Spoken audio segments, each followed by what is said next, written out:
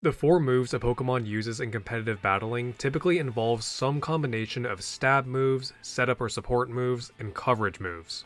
A learn set, or move pool, is the specific set of moves that a Pokemon is capable of learning, and having a wide move pool of good stab moves, good status moves, and good coverage moves is essential to the competitive viability of a Pokemon. Some Pokemon though are successful in spite of having bad move pools, whether that be because they are carried by an ability and move combination, a high base stat, or just a few good stab moves that are so good that it doesn't matter that they can't do anything else. So in this video, I'm going to be discussing the best Pokemon competitively with bad move pools. I had the idea for this video saved in my notes for a long time, but I couldn't think of any more than like 2 entries, so I had to abandon the video. Until I asked this question on Reddit and got a bunch of help from the r/Stunfisk community. So huge thanks to everyone who participated in this thread, since I used a lot of those suggestions here, and I'll leave a link to the original post in the description. I will mostly be looking at Pokemon with bad coverage moves, which for this video, I am defining as a non-stab, non-normal type attacking move of the user's preferred attacking stat. I've decided to exclude normal moves as coverage moves, since normal does not hit any other type for super effective, and a lot of normal moves that a Pokemon can learn are moves like Terra Blast and Facade, moves that are given to all Pokemon, which I do not really feel fits in the spirit of the purpose of a coverage move. For each entry, I will be discussing what stab moves the Pokemon typically uses, what gimmick they have that makes those stab moves so good, as well as how few coverage moves they get. Terra Blast will not count as coverage, but I will still mention in each entry if a Pokemon tends to do this to get around their lack of stab options. Lastly, I will be considering these Pokemon's move pools in the context of Gen 9 singles and doubles competitive formats, although I do feel that a lot of what I'm saying applies outside of this context too. With all that being said, let's look at the best Pokemon with bad move pools. First up, we have Regieleki. Regieleki is a pure electric type with the signature ability Transistor, which increases its attack or special attack by 50% when using an electric type move, which was then nerfed to 30% in Scarlet and Violet. The legendary giants have some of the craziest stat spreads in the game, with all of them except Registeel having 1 200, 2 100s, 1 80, and 2 50s in their base stats. Regieleki's 200 base stat was given to its speed, and those 100s were given to its attack and special attack, making it the fastest Pokemon in the game with high enough offenses to still be a good sweeper. Regieleki almost exclusively uses electric type attacking moves, but that's all it needs as a pure electric type with an ability that also grants a boost when using electric type moves. It typically functions as a special attacker, since electric is a much better special type than physical type, with special electric moves like Electro Web, Thunderbolt, Volt Switch, and Thunder Cage. For coverage moves, Regieleki learns a whopping 2 attacking moves that are not electric or normal type, Acrobatics and Ancient Power, which are just not strong enough to be worth Regieleki using if they are not stab. It is worth mentioning some of Regieleki's normal moves that can be useful in certain situations, like Rapid Spin for clearing hazards, Extreme Speed for priority, and Explosion if you want to go kaboom. Regieleki pretty much has to use Terra Ice Terra Blast for coverage, which does pair well with Electric, as 3 of the types that resist or are immune to Electric are hit for super effective by Ice. Other than Terra Blast, Regieleki's coverage options are terrible, but since its electric moves are so good, and it receives a boost when using electric moves, it doesn't matter. Next, we have Araquanid. Like Regieleki, Araquanid is another Pokemon that is heavily incentivized by its ability to only use attacking moves of one type. Araquanid's signature ability Water Bubble is absolutely busted, easily one of the best abilities in the game. Not only does it give you a fire resistance, not only does it give you immunity to burns, but it doubles the power of water type moves. As a water type that already gets stab on water type moves, it would be a complete waste for Araquanid not to use water moves, even with its offenses being as low as they are. Liquidation is its go-to physical water move, and Surf is its go-to special water move, which is more of a singles option since it hits your ally in doubles. It has access to some great status moves too, like Sticky Web, which is good for speed control in singles, and Wide Guard, which is great for damage control in doubles. It has a decent number of bug type attacking moves, but these will not be boosted by its ability, neither will the 4 coverage moves it gets, Bite, Crunch, Trailblaze, and Poison Jab. Poison Jab is the only one maybe worth running, as it hits the grass types for super effective that resist water. However, I ran some calcs and there's actually times where a resisted stab water move will do more than a super effective non-stab coverage move. If it is either raining or Araquanid has terrestrialized to water, a resisted stab water bubble boosted liquidation will do more to a Rillaboom than a super effective non-stab poison jab. This would be the same for Crunch if the Pokemon resisted water but was weak to dark, since it has the same base power as poison jab.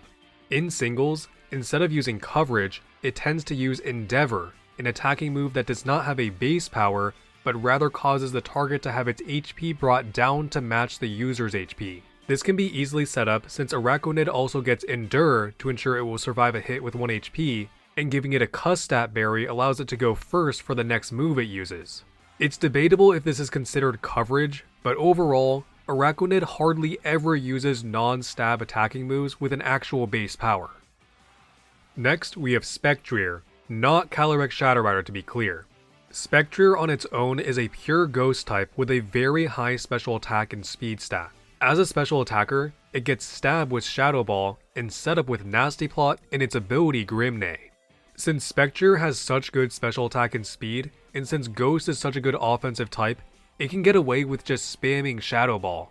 For coverage, it gets 5 moves: Snarl, Dark Pulse, Mud Shot, Draining Kiss, and Psychic. Out of those, I would say Draining Kiss is the only one that's actually worth running, since it hits the dark types for super effective that resist Ghost. It's still only 50 base power though, but the draining factor of healing back 75% of the damage dealt is nice, especially when used on a Life Orb set where you'll be taking recoil damage.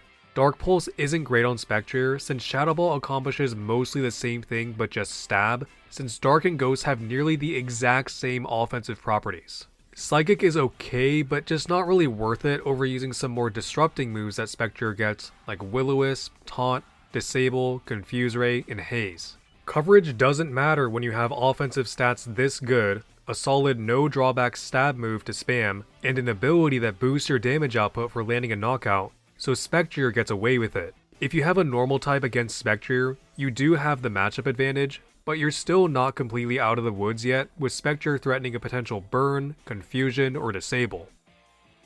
Next, we have Chi-Yu.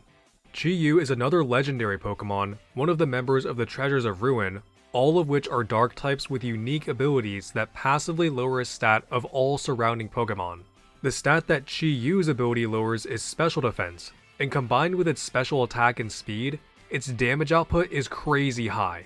It can set up with Nasty Plot, and as a Fire Dark type, it has great stab options with Overheat, Flamethrower, and Fire Blast being its best fire moves in singles, Heat Wave and Snarl being good spread moves for doubles, and Dark Pulse being common for singles and doubles. For non-stab, non-normal special attacking moves, Chi-Yu has a grand total of 2 coverage moves, Hex and Psychic. Hex could maybe be good if you want to burn your opponent with Will-O-Wisp to deal double damage, but like Spectrier, Dark and Ghost have very similar offensive properties, so it's not worth using both of them. Psychic could actually be decent since it hits the fighting types for super effective that resist Dark, but other than that, in Terra Blast, which I'm not counting, Chi-Yu's coverage options are terrible. This does not matter though, and not having coverage does not bother Chi-Yu in the slightest because something 252 Beads of Ruin Overheat. Did I do it right? Next, we have Iron Bundle, the Ice Water type Future Paradox form of Delibird. Like all Future Paradox Pokemon, it has the ability Cork Drive, and for its stats, it has very high speed and high special attack to work with.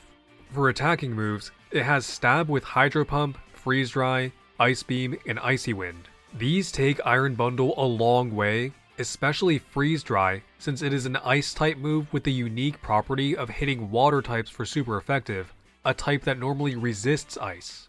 Since no type or ability grants an Ice immunity, Fire, Ice, and Steel and the ability Thick Fat are the only ways to resist Freeze Dry. Water hits Fire for super effective, and the other 2 types for neutral, giving Iron Bundle a very strong offensive presence just with its stab. It does have to rely on the inaccurate Hydro Pump for water stab, unless you want to settle for a much lower base power special water move with 100% accuracy, like Chilling Water or Water Pulse, but Hydro Pump is still decent enough to get the job done. Flip Turn is great for pivoting even though it's physical, since being able to deal damage in any amount while being able to switch out is very valuable. In doubles, Icy Wind is great for speed control as it is a spread move that lowers the speed of both opponents. If used on a snow team, Blizzard becomes a strong, perfectly accurate ice type spread move, and Aurora Veil is great for defense. While not super common, it does have the option for disrupting its opponents mainly with Taunt and Encore, and supporting its ally with Helping Hand. For coverage moves though, it has Air Cutter. Unless you want to go physical, Air Cutter is literally the only coverage move that Iron Bundle gets, which is kind of pathetic.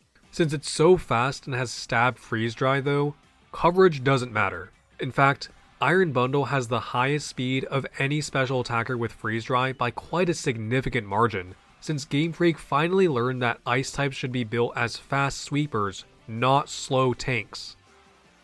Lastly, we have Serperior. We have yet another mono-type Pokemon with a good ability that spams a stab move. Honestly, that could have almost been an alternate title for this video. Serperior's mono-type is Grass, its good ability is Contrary, and its stab move is Leaf Storm. Leaf Storm is a very powerful special attacking Grass type move that normally lowers the user's special attack by 2 stages, but because of Contrary, Serperior's special attack will actually be raised by 2 stages. Giga Drain is probably its next best Grass type move, but this is only worth using once you've gotten some special attack boost from Leaf Storm. With a low 75 base attack and special attack stat, really no other attacking move is worth using. Knockoff, Breaking Swipe, and Dragon Tail are good for their secondary effects, but being physical and non-stab will not be hitting hard at all. For special coverage moves, Serperior gets Dragon Pulse and Twister, moves that are super effective against one type. That's it. It gets a fair bit of good status moves though, like Glare, Both Screens, Taunt, Mean Look, and Helping Hand, but outside of Serperior's Contrary Leaf Storm gimmick, its offensive presence is very lackluster. But like all other entries on this list, since that one gimmick is so good, it doesn't matter that it doesn't get coverage. And those are the best Pokemon with bad move pools. Let me know if you disagree with any of my reasonings, or feel that I missed any. Like with a lot of my videos, this video has the potential of a reverse counterpart, bad Pokemon that have good move pools, so let me know if that's something you'd like to see, or even if you have some suggestions for entries I could include. Anyway, if you want to support me and my channel, the best way to do so is just by leaving a nice comment. I do read all comments and will try my best to respond to as many as I can. You can also click the join button and become a member, and I made the cost as low as possible at 99 cents USD. Members get a badge next to their name and up to 1 week early video release access. Keep in mind that these videos will be releasing on my normal schedule for non-members, so please don't feel obligated at all to join unless you really want to support me and you are financially capable of doing so. Huge thanks to all my members. I really appreciate your continued support for the channel. Likes are also one of the ways that YouTube determines if a video should be passed around to more people, so if you feel what this video deserves to be, I would appreciate it. Thanks for watching.